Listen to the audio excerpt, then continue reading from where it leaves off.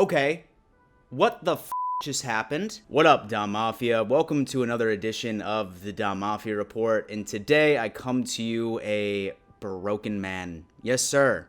That's 110% correct. In fact, I'm not sure about you guys, but I had one of those nights where I was just so angry from the time that game clock hit 0, was legitimately driving home. My parents live 40 minutes away, so I was legitimately just staring at the road. I wouldn't even acknowledge my girlfriend. That's how upset I was. We got home, went to bed. I was staring at the ceiling for a little bit. She tried to cuddle me. The second her finger touched my arm, I was like, get the f*** off me. But in all seriousness, guys, that game was a damn heartbreaker. And it sucked because I had an emotional roller coaster of highs and lows that entire game, right? Like going into the half at 21-9. I mean, I thought that game was in the bag. And then even though we had our third and fourth quarter struggles, that last drive from Josh Allen hitting Diggs with 34 seconds left on the clock, I about had it in the bag. I thought the Bills were going to be 8-2 going into the bye week, and then of course that miracle Hail Mary to win the damn game. All in all, I am very upset, but at the end of the day, I still need to give you my report card.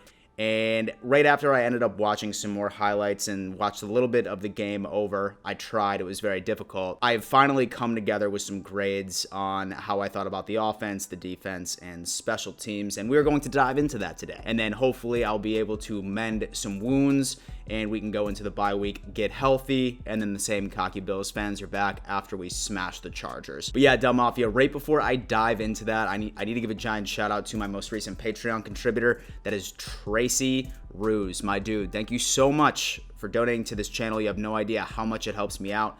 Del Mafia, you know the best way to support this channel is simply by smashing the out of that like button. But say you ever want to go the extra mile, Patreon is the way to do it, and you can find that link in my description. So yeah, Del Mafia, there's definitely a lot to unpack about this game, right? There was a lot of ups and downs for both sides of the ball, and I feel like I kind of want to start off with our offense, right? There's really not a lot to be happy about with this. And I mean, it took me a while to find things that I did like, doing research, looking over at the game, and for the most part, the connection between Josh Allen, Beasley, John Brown, and Stephon Diggs are absolutely incredible. I mean, Josh was hitting them all day, but the issue was that when he was targeting his complementary weapons, like Zach Moss, Devin Singletary, McKenzie, Dawson Knox, he was really not that good. And a lot of that has to do with, I think, the weapons. I mean, Dawson Knox has been shooting the Buffalo Bills offense in the foot this entire damn season, and he did it again with some drop balls and then penalties, which we will get into. As far as the rest of the offense, I mean, Josh Allen ended up throwing 65% of his passes, 3 total touchdowns, and I know that he didn't end up coming out with the W. He did throw those interceptions. He should have thrown, technically, 4 or 5 interceptions. I mean, those 2 that he threw to Patrick Peterson that Peterson just absolutely dropped, that was inexcusable. Bad decision making, and Josh Allen dodged a bullet. But at the end of the day, 2-3 years down the road from now, if somebody looks at these stats, no one's going to remember the almost interceptions that Josh Allen threw to Patrick Peterson. So it's funny when it comes down to it, because when you look at Josh Allen, if we were to see a performance like this from Josh in 2019, we'd be like, oh my God, dude, he's the man. But he's been playing at such a high level this season that now we expect more out of him. And those interceptions were definitely something that ended up hurting the Bills' chances of ultimately ended up winning that game. Trust me, the interceptions were not the only reason we did not lose that game. And so, but we need to see a little better of a performance from Josh Allen once this bye week is over. At the end of the day, and this is the reason why I'm giving the Buffalo Bills such a low grade on offense, it's because of this reason alone. Those penalties. Oh my God, I swear to God, like that one drive going into it, we got called back like 4 times in a row, right until it was like 3rd and 34, right? Nothing killed me more was when we were sitting there like at 3rd and 23 and Josh Allen converts to John Brown while John Brown hurts himself in the damn process only to get it called back by a holding. Same other thing with the screen to Devin Singletary, where there was a bunch of pressure going into it. Josh Allen floats a little screen right over to Devin Singletary, gets called back because of Dawson Knox with his illegal block. Brian Winters, it was his fault when the John Brown thing ended up getting called back. We shot ourselves in the foot time in and time again. There were so many drives where I just keep asking myself, what if? What if those fools learned how to play disciplined football? Would this score have been the same? Would that last second Hail Mary from Kyler Murray, would that have even mattered? Would that have just been a garbage time touchdown? In my opinion, I believe so. I think the penalties and the undisciplined nature of this team is the reason why we lost this game. And frankly, Sean McDermott should be very, very pissed. Now, as far as a grade for our offense, listen, it would be higher if it wasn't for the penalties, but this undisciplined football is absolutely atrocious. I'm giving them a C-. I'm giving them a C-, right? As far as our receivers played, they played amazing. I cannot be upset with our receivers. Stephon Diggs is worth every single penny. We are paying that man. That is facts. We can't run the ball for shit. We're playing undisciplined football. So for that, I'm giving them a C-. And let's just say that they barely scraped by. They were almost at the cusp of a D+. But I digress, and let's move on to our defense. Don Mafia. The defense, surprisingly, right? We all know that we do not have our 2019 defense from last year. We have turned into a bend but not break type of defense moving forward to it. And despite that last-minute miracle Hail Mary that ended up winning the game for the Cardinals, our secondary played pretty damn well, all things considered, especially since, and just about each and every single DB was on the COVID list going into Arizona the day before we were supposed to fly out. Things ended up looking pretty damn good. Dane Jackson, right before he ended up getting hurt, was an absolute animal all over the field, breaking up passes that were intended for DeAndre Hopkins. Trey White had a solid game. Jordan Poyer continues playing at an MVP level, and so he had one interception. He should have intercepted the other one. Micah Hyde made a bunch of plays, especially after thinking that he wasn't even going to play this game. He came back with a vengeance.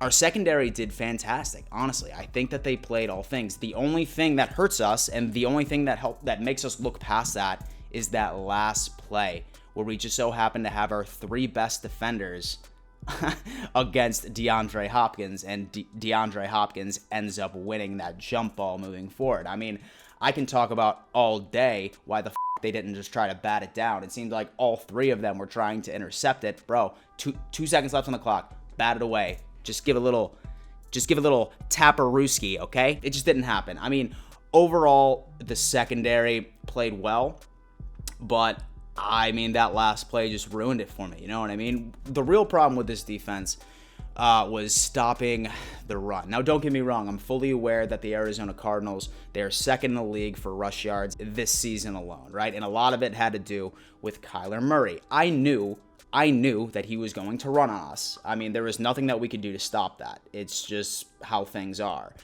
So, but the thing that pissed me off was that their running backs, who are below average at best, ended up running for a combined like 130 combined. And that's not even including Kyler Murray's rush yards. I mean, he ended up like running like 60, 70, but I mean, we expected that moving into it. And these running backs are not good whatsoever, and we cannot stop the run. They put up at least 200-something yards over us, and that was frankly pitiful. That was why they ended up going on ahead and being able to march down the field so easily, because they took advantage of our weak run defense. Now, some positives, AJ Klein. I mean, second game in a row where he has actually emerged to be a decent player on this Buffalo Bills defense. I think that McDermott was using him improperly those first couple of games this season so far, but now they have found a role for him where he is able to make it happen. I mean, he led the team in tackles again, was making play after play. We saw Edmonds having another hell of a game. It seems like his shoulder seems to be okay. So the second that we have Milano back, I think that our linebackers might be in pretty damn good shape. So hopefully we'll be able to see something back from our linebacker core by itself. As far as our defense is concerned, I'm not going to lie to you. I think our defense played better than our offense today. Barely. I mean, I think that us not being able to stop the run is going to kill us. Say that I had to give the Bills defense a grade, I would say C+. But like I said, 1 point away from being a C. And then last but not least, special teams. Let's go on ahead and let's just give a damn round of applause to our dude, Tyler Bass. A lot of people in my audience, we donned him the nickname Tyler Ass. That is completely gone, buried away. He is no longer Tyler Ass. Tyler Bass, Bassomatic, the man. He legitimately broke his career record 3 times in a row. 54, 55, 58. I was impressed. Love seeing what the dude can do, and I look forward to see the rest of his progression. Then it comes to Andre Roberts. Per usual, his first kick return, pretty damn decent, runs it out to about the 40. But then the rest of the game, a bunch of bad decisions. There's times where he's brought down by the 12, where he should have just took a knee, and we get an automatic touchback. And then, of course, Corey Bojo. That 12-yard punt. That 12-yard punt was what killed us. I mean, honestly, say that he were to actually give somewhat of a decent punt and put it well into Arizona territory. Granted, I know that we really didn't do anything on the offensive side of the ball to get it out so close of our own territory, but I've seen Bojorquez do a lot better in the past. I mean, there's a couple of games ago where we were on the 3rd and he booted it all the way to the opposite 9. I know Bojo is the man and he can do it. Not to mention, they were in a dome. The weather conditions were no wind whatsoever. He should have been able to make that punt, and we essentially just hand wrap and gifted the Arizona Cardinals 3 points. And say that they didn't get those 3 points, then who knows what would have happened. We would have won that game. So, as far as special teams is concerned, Bojorquez kind of screwed up everything for you guys, especially an amazing Bass performance. I'm giving C- to special teams. So yeah, Dumb Mafia, I understand that there's times for us to be upset, there's times for us to be worried, and let me just calm your nerves here. There is no reason whatsoever that Bills fans should be worried. Now, let me tell you one thing. The Miami Dolphins, they are in second place, and they're on a hot winning streak, right? They have a cupcake schedule. They're most likely about to win their next 3. I mean, they have the Broncos, the Jets, and then the Bengals all in a row. So the Buffalo Bills, this division might be a lot tighter than we initially anticipated. But luckily, I am not worried about a miracle Hail Mary pass because all in all, the Buffalo Bills were hanging with one of the best football teams in the league. We beat the Seattle Seahawks this past week. Our team can compete. And legitimately, like I said, I'm going to say this a million times. A miracle Hail Mary is the reason why we lost this game. We should have won this game. We really should have. They should have tried to bat down the ball. But regardless, what happened was that Hopkins, one of the best receivers in the league, he made a play. He made a play and beat us out. Just like Stephon Diggs made a damn play against the Arizona Cardinals secondary. It's going to happen.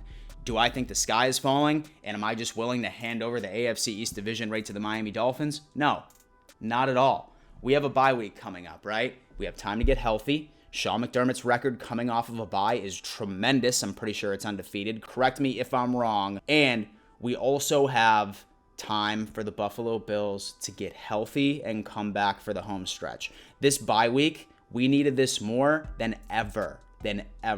So, Dumb Mafia, once again, thank you so much for tuning in to yet another edition of the Dumb Mafia Report. Quick reminder, I am giving away either a PS5 or an Xbox Series X. And so you don't need to be a Bills fan. You can just be a part of the Dumb Mafia and you can enter this contest. What you do is subscribe to this channel, like this video, screenshot it, and send it over to me on Instagram via DM at RealDanMitchell, and you are entered into the contest.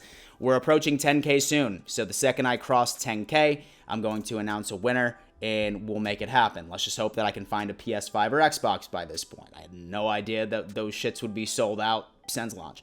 But yeah, Dumb Mafia, thank you so much for tuning in to yet another edition of the Dumb Mafia Report. And before I let you go, always remember, let's go Buffalo.